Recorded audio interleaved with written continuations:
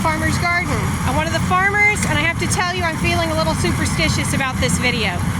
Brandon is running the combine, and it seems like every time I attempt to get video, something breaks. So hopefully I get to show you how this works. So currently, he's on the first pass around. He's just going to kind of go in a circle around the field.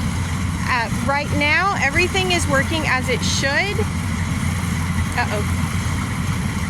Now he's backing up. Everything is working as it should. He's just having to adjust the height of the header to make sure that he's getting the majority of the wheat. So there's not really a whole lot I can show you right this minute. The wheat field does have quite a few weeds that have come up in it over the last few weeks, but we're going to see how all that affects us.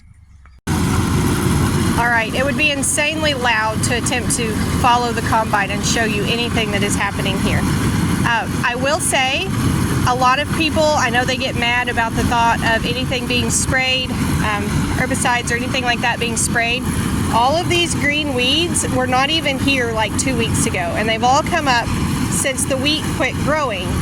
But all of those green weeds are now clogging the machine. So Brandon's had to pick up the header. It's not running as close to the ground, trying to just go over the top of some of those, because otherwise he clogs the machine.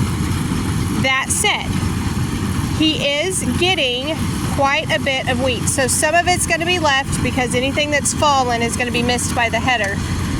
It's just not going to pick it up and put it through the machine. So a combine is actually, it's called a combine because it combines several different pieces of the harvest process.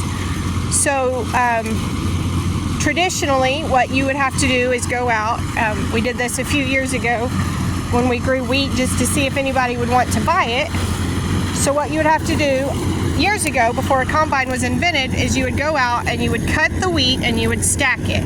And then you would take it back and thresh it. So threshing it means beating all of this part off of the grain. The grain is actually inside here. All of this part is just trash. And then you would clean the wheat, thresh all of that off, and then put it through a winnowing process, I think is the correct term. Basically, you would blow all of that stuff back out of the wheat, out of the grain, so that you would have good grain ready for flour. So what a combine does, it combines the cutting part, so it cuts it off, the threshing part, it beats all that other stuff out, and then it blows out clean grain, in theory. Now this one is not fully adjusted correctly, so we're gonna have to thresh the wheat again a second time, but we're not super worried about that. We think that part's gonna be okay if we can just get it out of the field. So he's on round 2. This is the better end of the field.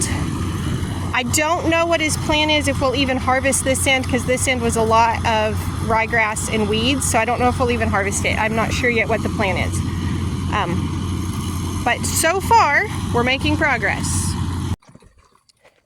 Confession. We weren't really sure this was going to work, and so we did not actually prepare good places to put all the grain between getting it out of the combine and getting it cleaned and bagged. So the kids are currently inside emptying plastic tote boxes that just have teddy bears and stuff like that in them, and bringing those out to the field so we have a place to put grain, because the little bin on the combine is nearly full. Now again, this is not fully clean. We will have to go through and do some more cleaning in order for it to be ready to sell. But we're pretty excited that there's this much out here, and he's only made 3 rounds. So the really cool part is he's nowhere near done, and we're already having to kind of scramble for places to put the wheat. So that part's exciting. All right, we are having to call it a day for now. We just had one bearing go out. We don't know if it's a bearing we'll be able to get locally or if we'll have to order it. If it's not one we can get locally, that's probably the end of what will actually get harvested, just because they're predicting rain this coming week, and we'll probably just lose the rest of it. So we'll have to see if it's a local part or not, or even if we can find something that would kind of band-aid it for now locally. But I'm going to show you kind of what we've got so far.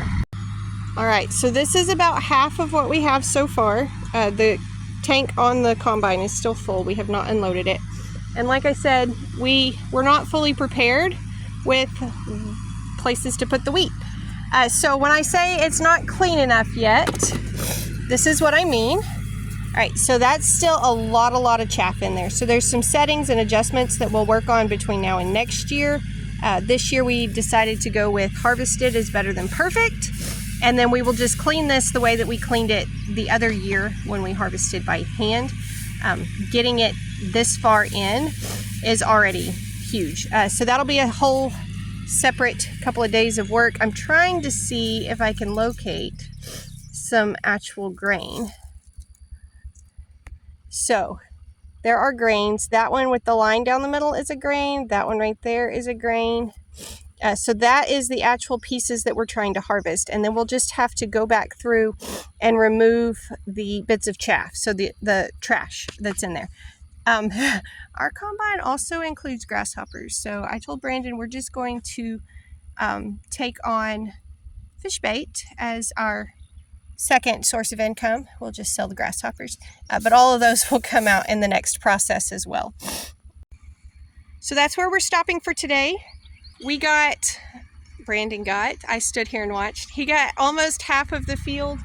You can see there's still a chunk in the middle. Actually, it's probably over half because it's a fairly small chunk in the middle that's left. He did not get any of this end yet. This is the end that had all the ryegrass in it. So he said he wants to harvest it, but we'll just have to see.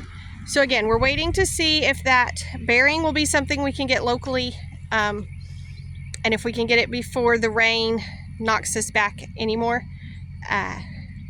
It's really weird to need to pray for it not to rain, but that's where we've been for the last few days. So we're excited to get as much harvested as we did, and I'll be showing you all the rest of the processes over the next few days as well. Thank y'all for stopping by the farm today. I hope you enjoyed your visit. I hope you learned something. Y'all be sure and tell your friends about us, because word of mouth is the best way for our channel and our farm to grow. And y'all come back when you can stay longer.